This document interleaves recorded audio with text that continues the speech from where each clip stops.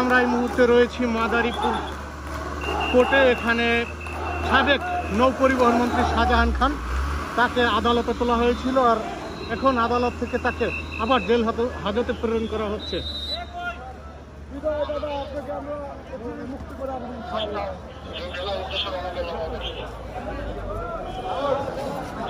তো এখানে আওয়ামী লীগের অনেক নেতা কর্মী তারা কিন্তু এসেছিল, সেই তাদের যে নেতা সেই নেতাকে এক নজর দেখার জন্য এবং স্লোগানে এই আদালত চত্বর মুখরিত করেছিল।